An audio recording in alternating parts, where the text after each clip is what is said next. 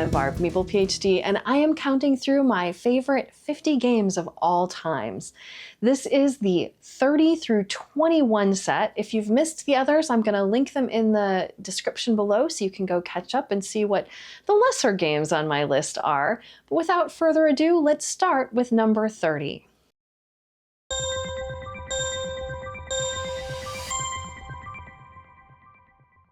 Number 30 is the Quacks of Quedlinburg. This is a press your luck bag building type game where each round you are drawing chips from your bag and placing them into your cauldron, building out the potion of some sort. The different chips have different special abilities. The white ones, well, they do nothing except kind of gum up your pot, but other ones can help you get rid of those white chips or move you along further because you're trying to get as many chips out, or at least as far along in your pot as you can without exploding. If you explode, you either don't get points or don't buy new chips that round. You can do one or the other, but if you don't explode, you get both. So of course you really don't want to explode, but the more things you have in your pot, the more currency you have to buy new chips and improve what you've got in your bag. This one has problems. I know it's got often a runaway leader problem, but we just really enjoy it. The tension of pulling the chips from your bag, and we have the upgraded chips, so it's so satisfying to shake your bag and pull them out. And we just really enjoy this one. We try not to take it too seriously because I don't think it should be taken all that seriously, but it is a lot of fun, and that is the Quacks of Quedlinburg, my number 30.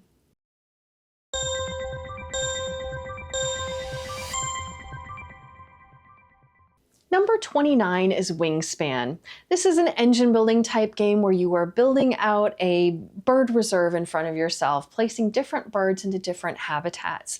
And as you take different actions, you activate birds in those habitats. The more birds you have, the more things you get to do. And so by the end of the game, if you're doing the lay eggs action, you may have like 4 or 5 birds that you are activating and doing different things.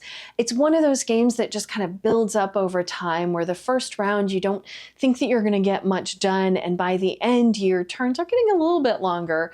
Hopefully you're not doing too much AP because that'll annoy the other players at the table, but you are getting to do more, and it just feels so satisfying when you get to activate a whole row of birds and do so many things with your tableau in one turn. So that is my number 29, Wingspan.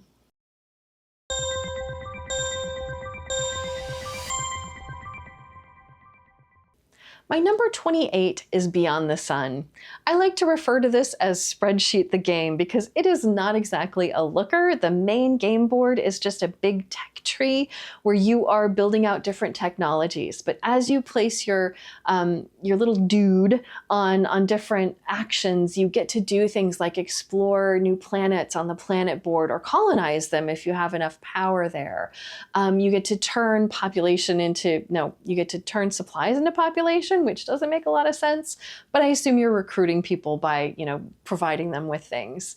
You get to get more ships on the board, and you get to develop new technologies. I just really like this game. It's maybe not usually my type of game. I don't do a lot of kind of tech tree type games.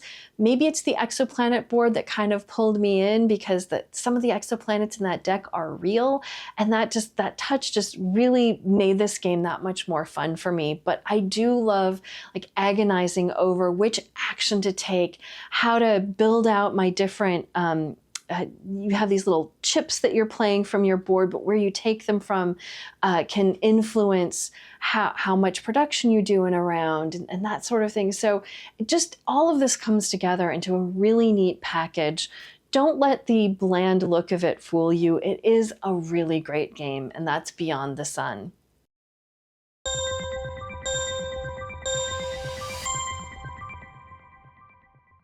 My number 27 is Circadian's First Light. This is another space-themed game. In this one, you are doing some dice worker placement. You have your own board in front of you that has garages and farms and different things, and you're going to put your dice out into the garages in secret, in a different order. You know, kind of deciding how you want to play them out and what you want to do with them. And then everyone reveals and starts placing their dice in turn order out on different locations to do things. The numbers on the dice matter. In some places you need to put 2 equal dice, or if you put a higher die, you can pay less for whatever it is you're doing. On one spot, the number on the die defines what direction you're moving this little production thing on a shared planet board. You can kind of mess up other people if they take the spot that you want, but there's always something that you can do with your dice. And I just love puzzling that out, looking at all the different options in front of me and maximizing what I can do based on what I have, what I've rolled, and also what other people have possibly taken away from me. For all of those reasons, Circadian's First Light is my number 27.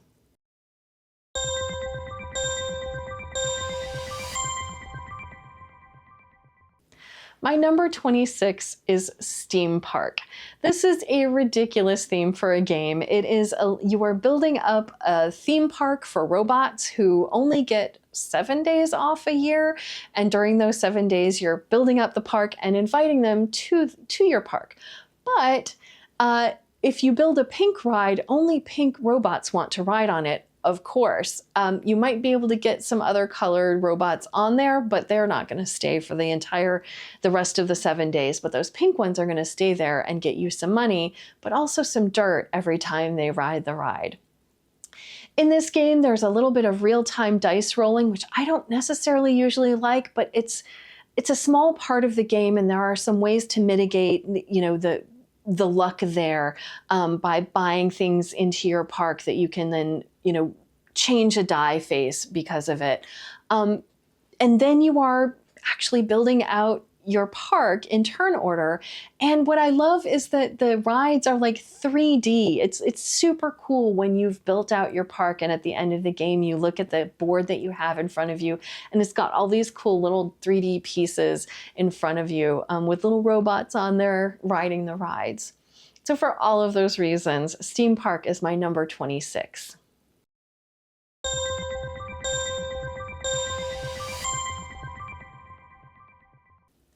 My number 25 is Woodcraft. This is a game co-designed by Vladimir Sushi, who is probably one of my favorite designers. Also has Underwater Cities and Evacuation, which recently came out.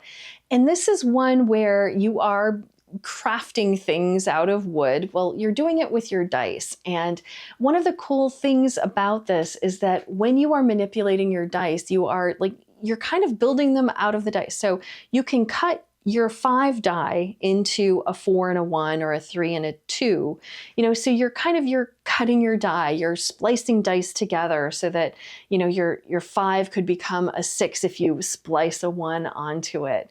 And what you're trying to do is get the right dice in order to complete various contracts and earn blueberries, which are money in this game. You also can hire some workers who can help you out with various tasks and give you bonuses over time. It's one of the games where you have this very limited number of turns during the game. You know exactly how many turns you have. It's never enough to do everything that you want. And yet by the end of the game, I'm always satisfied with how much I was able to accomplish in those few turns. And so this one just brings a lot of cool things together, and the theme is definitely one of them. I love the idea of crafting. I am a crafter, so having a theme like that on a game that's so crunchy and so kind of agonizing in the best possible way makes Woodcraft my number 25.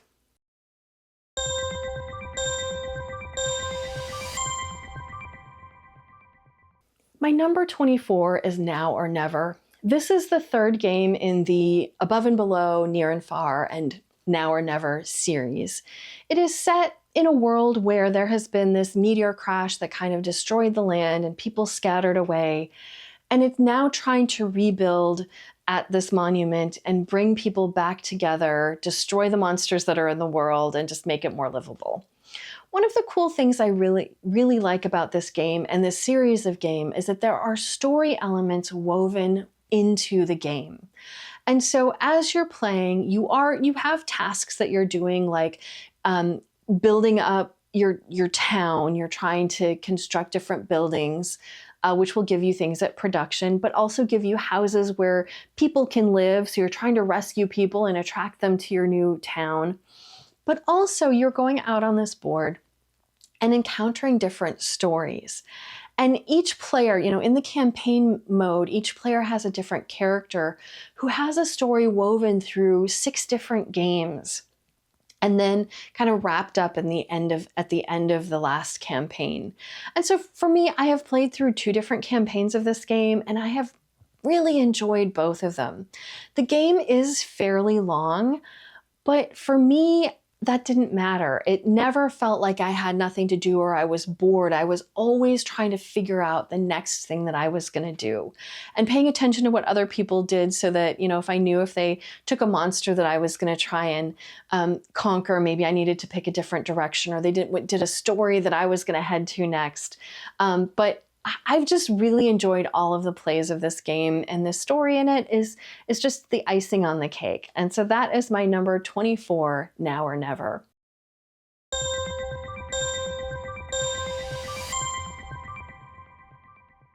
My number 23 is by the same designer as Now or Never, and that's Sleeping Gods. This is also an adventure game where the story is a big part of the game. In this game, you are playing a crew who has been plopped in the middle of the wandering sea and wants to find their way home. In order to do this, you need to find these totems and wake the sleeping gods who might just send you home. As you start the game, you don't have a lot that you're doing. You have a couple of quests that you can go on, but then you'll pick a direction and go visit different places and encounter different stories that put you on additional quests. There is just such a richness to this game. There are so many possible stories and quests that you can find. And frankly, the same locations might give you a different quest depending on actions that you've taken previously in the game. And so there is so much replayability in this game. This was one of the games that me and my pandemic pod pulled out, during lockdown. We would play it 3 weeks in a row to finish one entire campaign. And I think I've played 7 or 8 campaigns of this. I'm really looking forward to the sequel. So we'll see where that lands on my top 50 list, maybe next year. But right now, Sleeping Gods has such amazing memories for me. And it's one that I envision probably going back to again for at least one more campaign before I put it up. And for those reasons, Sleeping Gods is my number 23.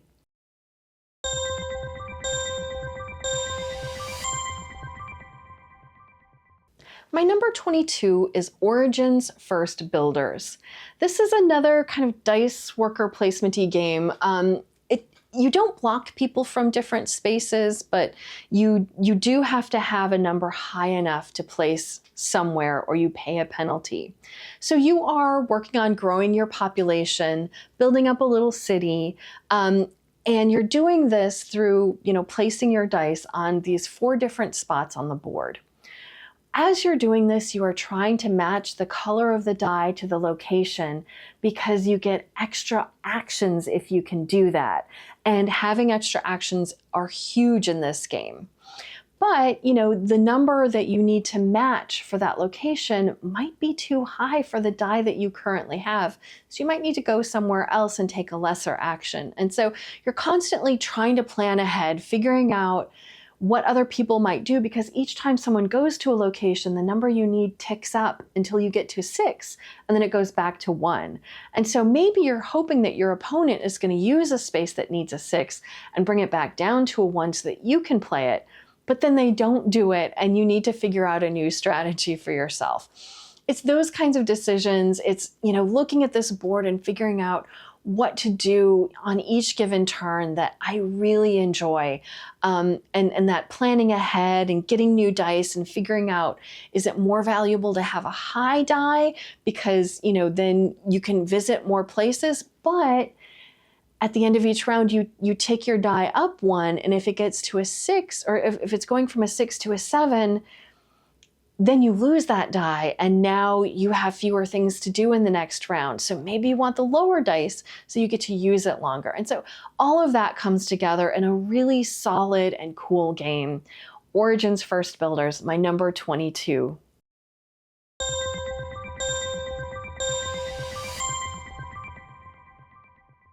And the last one for this list, number 21, is Bunny Kingdom.